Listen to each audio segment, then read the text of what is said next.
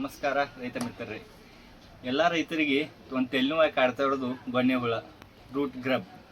ಅದನ್ನು ಜೈವಿಕ ಪದ್ಧತಿಯೊಳಗೆ ಅಂದ್ರೆ ಆರ್ಗ್ಯಾನಿಕ್ ಮೆಥಡ್ ಒಳಗೆ ಹೆಂಗೆ ಕಂಟ್ರೋಲ್ ಮಾಡೋದು ಅಂತ ನೋಡೋಣ ಬನ್ನಿ.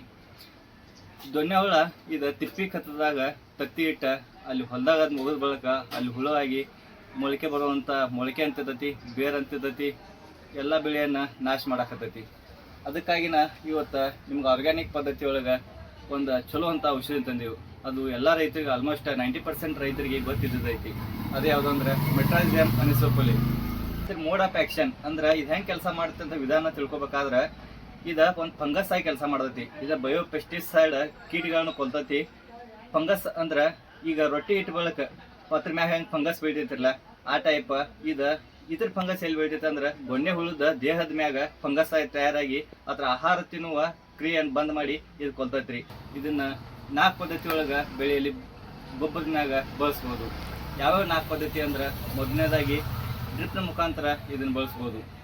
ಡ್ರಿಪ್ಪಿಗೆ ಬಳಸೋ ಪ್ರಮಾಣ ಏನಂದ್ರೆ 1 ಎಕರೆಗೆ 2 ರಿಂದ 3 kg ಡ್ರಿಪ್ ಒಳಗೆ ನೀರನ್ನೇ ಕಲಿಸಿ ಡ್ರಿಪ್ ಮುಖಾಂತರ ಬಿಡ್ಬೋದು. ಇನ್ನೊಂದು ಪದ್ಧತಿ ಅಂದ್ರೆ ಇದನ್ನ ತಿಪ್ಪಿ ಖತ ಒಗೆಯೋಕ್ಕಿಂತ ಮುಂಚೆ ತಿಪ್ಪಿ ಖತ ಕ್ಯಾಲ್ಕುಲೇಟ್ ಅಂದ್ರೆ 100 ಕಿಲೋ ತಿಪ್ಪಿ ಖತ ಗೊಬ್ಬರ ಇತ್ತಂದ್ರೆ ಅದಕ್ಕಿದ 2 ರಿಂದ 3 kg ತಿಪ್ಪಿ ಖತದ ಮ್ಯಾಗ ಎಲ್ಲ ಕಡೆ ಚೆಲ್ಲೋಗಿದು ಆನಂತರ ಸಾಲ್ ಖತವಾಗಿ ತುಂಬಬಹುದು. ಇಲ್ಲತ್ತಂದ್ರೆ ಹರಿ ನೀರಿನ ಡ್ರಿಪ್ ಪದ್ಧತಿ ಇಲ್ಲಂದ್ರೆ ಹರಿ ನೀರನ್ನ ಬಿಡೋದಾತಂದ್ರೆ ಪ್ರತಿ ಎಕರೆಗೆ 3 ರಿಂದ 4 kg 3 ರಿಂದ 4 kg ಬ್ಯಾರಲ್ ಕಳಿಸಿ ಹರಿ ನೀರನ್ನ ಬಿಡ್ಬೋದು. ಇನ್ನು ಗೊನ್ನೆ ಹುಳದ ಬಗ್ಗೆ ತಿಳ್ಕೊಳ್ಳೋದಂದ್ರೆ ಇದಂತೂ ಔಷಧ ಅದನ್ನ ಕಂಟ್ರೋಲ್ ಮಾಡ್ತೈತ್ರಿ. ಗೊನ್ನೆ ಹುಳದ ಬಗ್ಗೆ ತಿಳ್ಕೊಳ್ಳೋದಾತಂದ್ರೆ ಅದು ಫಸ್ಟ್ ಮಳೆ ಆಕೈತಲ್ರಿ, ಆ ಟೈಮ್ದಾಗ ಗೊನ್ನೆ ಹುಳ ಕಾಣಿಸ್ತಾವ. ಇಲ್ಲತ್ತಂದ್ರೆ ಲೈಟ್ ಮೇನ್ ಟ್ರ್ಯಾಪ್ ಹಾಕಿ ಅದನ್ನು ಕಂಟ್ರೋಲ್ ಮಾಡ್ಬೋದು. ಇನ್ನೊಂದು ಪದ್ಧತಿ ಅಂದ್ರೆ ಈ ಮೆಟ್ರಾಜಿಯಮನ್ನು ಬಳಸಿ ಕಂಟ್ರೋಲ್ ಮಾಡ್ಬೋದು. ಇನ್ನು ಗೊನ್ನೆ ಹುಳಕ್ಕೆ ಇಂಗ್ಲೀಷ್ನಾಗ May beetle and June beetle ಅಂತ ಕೇಳ್ತಾರೆ.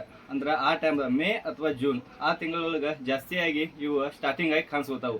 ಆ ನಂತರ 2 ರಿಂದ 3 ತಿಂಗಳು ಇರ್ತಾವು, ಆ ನಂತರ ಪತಂಗಾಗಿ ಹೋತಾವು. ಇದನ್ನ ಚಲೋ ತಂಗಿ ಕಂಟ್ರೋಲ್ ಮಾಡ್ಬೇಕಾದ್ರೆ ನೀವು ಮೆಟ್ರಾಜಿಯಮನ್ನು ಆರ್ಗ್ಯಾನಿಕ್ ಪದ್ಧತಿ ಒಳಗೆ ಬಳಸೋದ ಭಾಳ ಬೆಸ್ಟ್ ರೀ.